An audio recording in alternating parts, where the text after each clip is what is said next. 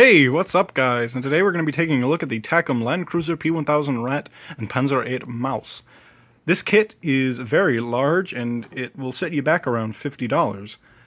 It comes with one P1000 Ratte, which is a very large tank, and two Panzer VIII Mauses. These are in 1/144th scale, by the way. Now a little bit of background on both of these tanks before we really get into the kit.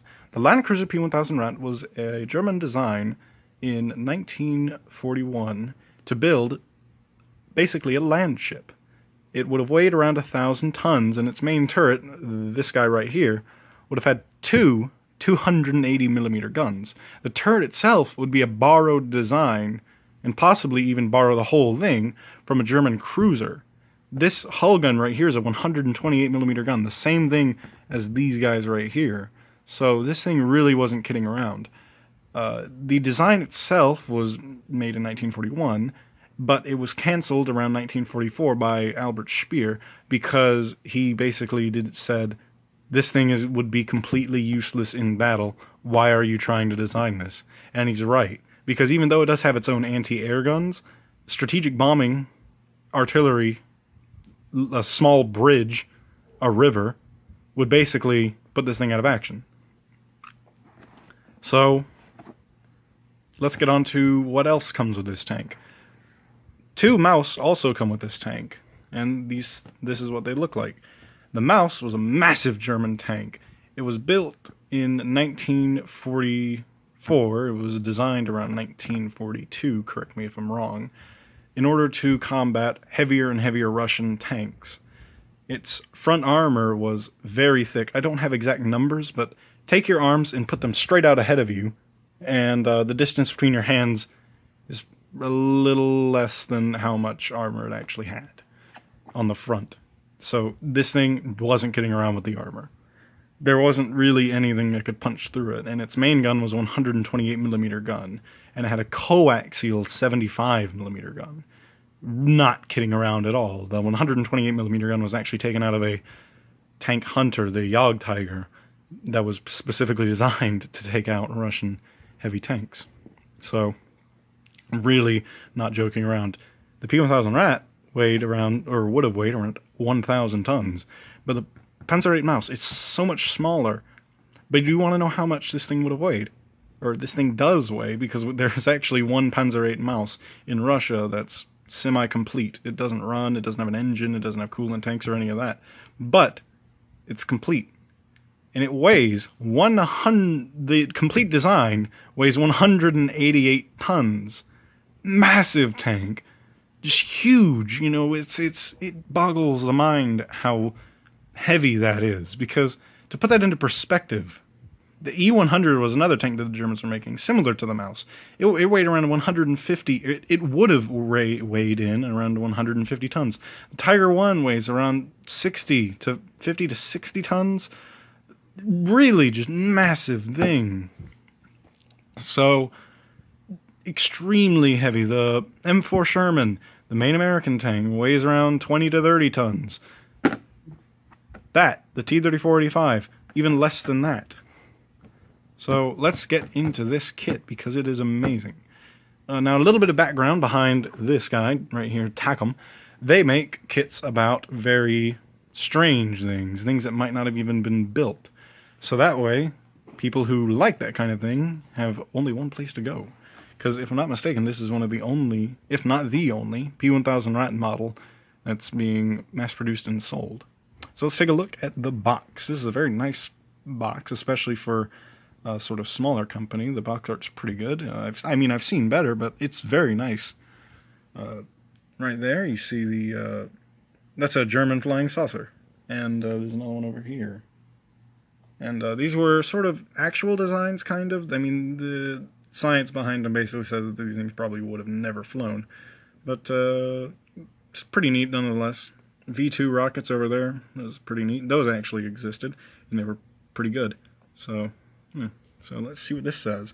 3 kits in one box, that's right, because you get one P1000 Ratte, obviously, and 2 of the Panzer VIII Mauses, so that's pretty good.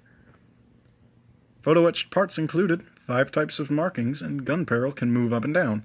I've looked at this kit. The gun barrel technically does move up and down, but it won't stay up. So that'll be something I'll have to fix. Alright then, so let's take a look at around the box. Camouflage patterns. Those are pretty nice. Good decal placement, that sort of thing. The sides, both, are just that. So it's basically just reusing the box art.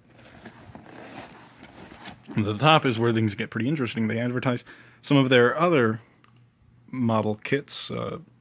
Skoda 305mm more howitzer, Lucis A1 and A2, Russian Kras, and the French Saint Chamond.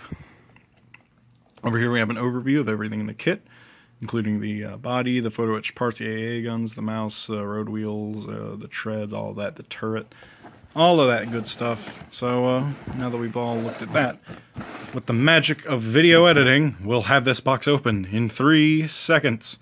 Starting in 1, 2, 3! Wow, I can't believe that worked. Alright, so let's take a look around this box. And the first thing you'll notice is the P1000 Ratte body. And this thing is large, and I'm glad it's in... well, actually it's in 2 pieces. But you know, the top bar is good that it's in 1 piece. So let's set that over there. And to give you some scale, I'm going to move this back. Here's the T-34 from earlier. Yeah, it's a big boy. A really large boy. So we'll move this back, set that over there, and continue to take a look inside. Right, now I've already looked through these bags. There's some of them. So if the bags look a little worse for wear, it's because of me, not because of the factory. Here are the bodies of the mouse tanks. They're pretty nice, pretty good. The detailing on them is pretty nice. Sorry for the glare there. Sorry if I destroyed your eyes. This is almost Dragon levels detail, because Dragon actually did do a mouse kit one time. Haven't been able to get my hands on it. This is actually probably better than the Dragon kit, because I've seen pictures of it. It's not that great. I will say one thing. The road wheels they're alright, but they could be better, and the treads, that's sort of the weak part of that. The treads are not very good. You probably couldn't really see them that well, so I apologize for that. But they trust me, they don't look that good. I've seen much better. The treads on this T-34, look at them. That's pretty good for 1/144th. And that's what I want them to look like. But sadly, they don't. Here are the Aaa Guns. You get 4 of them, but you only use 2. And yeah, those are the turrets. Those are the little gun barrels, which are going to be a pain to get off of the actual thing. And those are the bases that the Aaa Guns sit inside those bases, and then the bases get glued to the body. Now that we're talking about bases, that's reminded me. If you look over here, you'll notice there are bases for the turrets as well, but the mouse body already has a ring for them. So what's this for? Well, I'll tell you what this is for.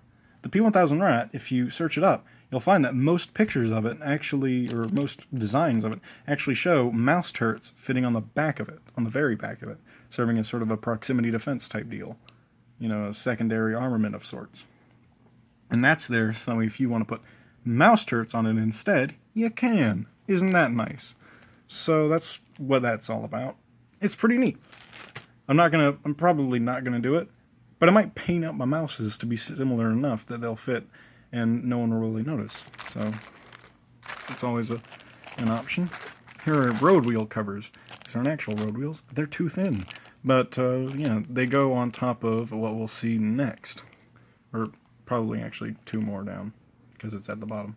Anyway, here we have one of the larger sprues, and on it we have many tread links.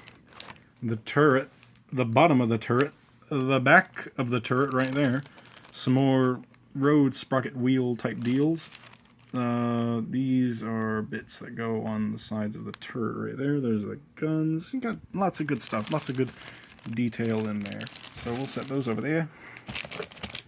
And then over here, I'm speaking a little weird, and that's going to slide off and fall on the ground. Fantastic. This is stuck in the box. These are the actual road wheels, and you put the covers on them so that they actually look like them. They're the treads. They go on just in big sleeves. It's not as detailed, but I'd rather do that than put on individual tread links, because I had to do that once, and it was not fun. I'm going to set this over here, because I know it's going to fall down otherwise. Over here we got the photo etched parts, markings right there, and the booklet, which, I mean, it's all... The build of this thing is pretty straightforward. I've already looked at it, so yeah. I like this kit, and I'll be updating that when I'm done with it. So I'll see you guys in the next video. Bye.